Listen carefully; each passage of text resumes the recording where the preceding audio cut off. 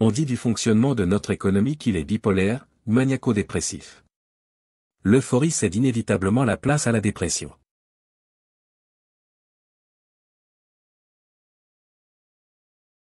Nous sommes soumis à ce cycle permanent et systémique.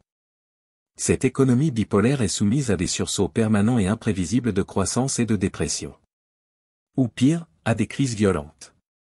C'est tout, sauf un environnement favorable. Mais c'est un climat parfait pour spéculer à la hausse, comme à la baisse. Ce qui permet d'engloutir à son profit l'argent, et les économies des perdants. Les marchés financiers génèrent des fortunes pour les initiés qui en profitent.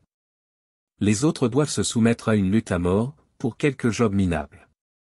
C'est la diminution de la valeur relative de la monnaie, due à l'endettement obligatoire, qui force les gens à parquer leurs économies dans les marchés boursiers. Leur épargne fondant d'un jour à l'autre, ils investissent dans les assurances-vie, les obligations. Ils pensent ainsi protéger leur valeur monétaire, entraînant des variations folles qui attirent la spéculation. C'est ainsi que les marchés financiers s'envolent et s'écroulent. L'économie financière est représentée par la bourse et les marchés dérivés, dont le seul mot d'ordre est d'acheter bas, et de vendre haut.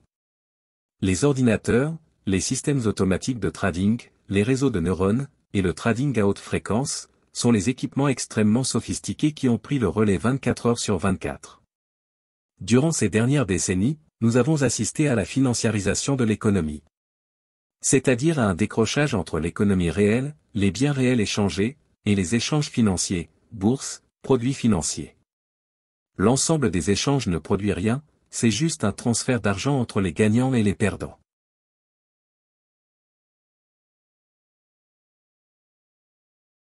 Les banques sont liées les unes aux autres, et forment un système bancaire. Elles fonctionnent comme un seul réseau.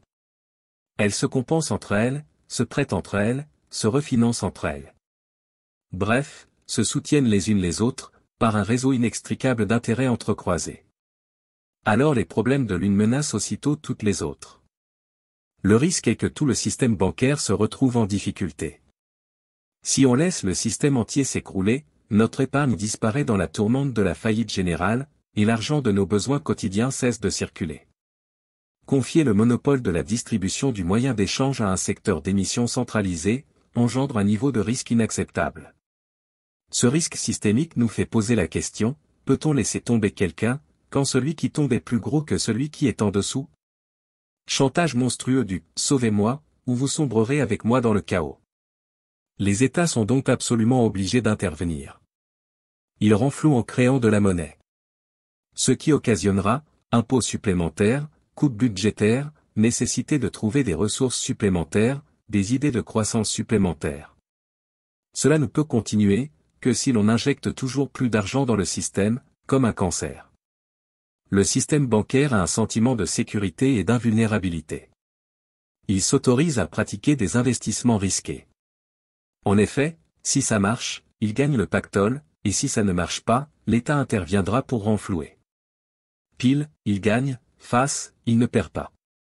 On appelle cela la privatisation des profits et la mutualisation des pertes. Après la crise de 2008, l'État garantit en partie les dépôts, à hauteur de 100 000 € pour la France. On pose donc moins de questions.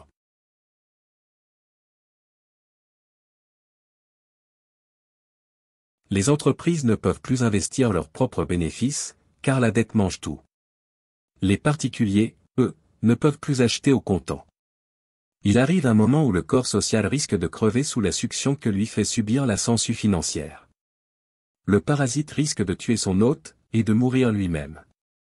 Pour sauver la bête, et gagner quelques précieuses années de vie, la première stratégie est alors de diminuer le plus possible le taux d'intérêt. Autre stratégie, culpabiliser l'hôte, en lui donnant l'illusion qu'il est obligé lui-même de faire des économies. On appelle cela l'austérité. Cela permet une réduction du besoin de monnaie. L'essentiel est qu'il continue de payer.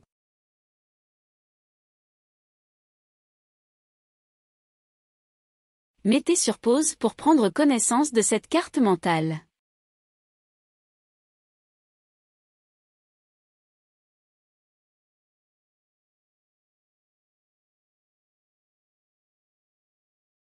Mettez sur pause pour prendre connaissance de cette carte mentale.